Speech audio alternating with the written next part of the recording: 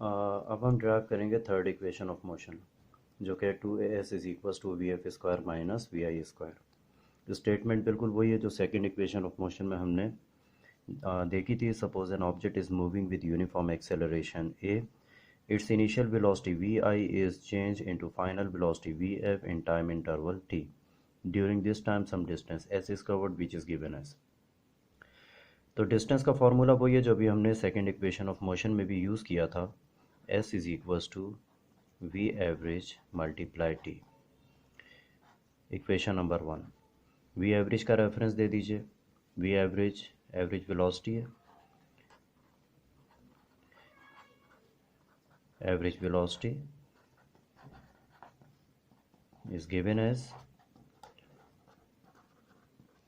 Average velocity का बड़ा simple सा फॉर्मूला है, v average is equals to initial velocity plus final velocity divided by 2। दो तरह की वेलोसिटीज़ हैं, दोनों को प्लस करेंगे 2 से डिवाइड कर देंगे। It is equation number 2। इस वी एवरेज की वैल्यू को इक्वेशन नंबर 1 में पुट कर दीजिए। Put value of V average from equation number 2 into equation 1। Equation 1 हमारे पास है s इज इक्वल्स टू, अब V एवरेज की जगह पे V एवरेज की वैल्यू पुट कर दीजिए, v I plus v f divided by 2 and multiply t. Now it is equation number 3। अब यहाँ पे हम क्या करेंगे, देखें सेकंड इक्वेशन ऑफ मोशन में हमने वी एफ की वैल्यू पुट की थी, यहाँ पे हम टी की वैल्यू पुट करेंगे from first equation of motion. तो फर्स्ट इक्वेशन ऑफ मोशन का रेफरेंस देंगे यहाँ पे, V F is equals to V I plus A T. V I यहाँ पे आके माइनस होगा, V F minus we I is equals to A T. Time की वैल्यू रिक्वायर्ड है, ए यहाँ पे डिवाइड में आ जाएगा, v F minus we I divided by a is equals to t. ये जो टाइम की वैल्यू है ये यहाँ पे हम पुट करेंगे। तो पहले रेफरेंस दे दें, from first equation of motion, from first equation of motion T is equals to V F minus we I divided by A. यही वैल्यू यहाँ पे हम लिख के दिखा देंगे एग्जामिनर को। It is equation number 4।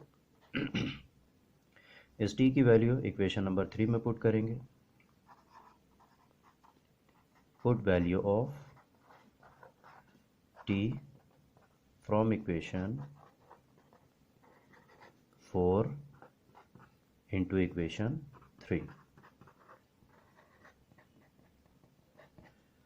Equation 3 में वैल्यू पुट करेंगे, s इज इक्वल्स टू, या एज इट इज़ लिख दें, v I plus v f divided by 2 multiply t की जगह टी की value v F minus we I divided by A.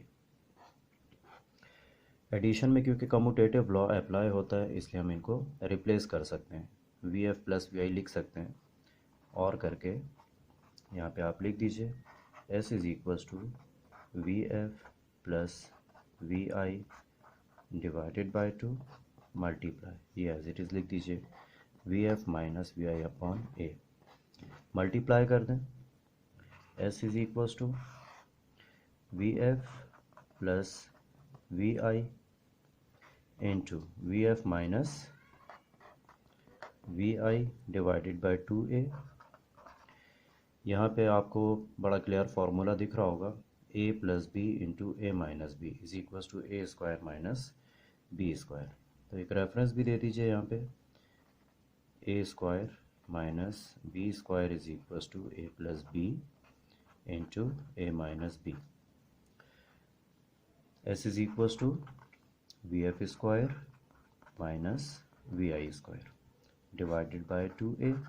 2a वहाँ जाके मल्टीप्लाई होगा, 2as is equals to V F square minus we I square.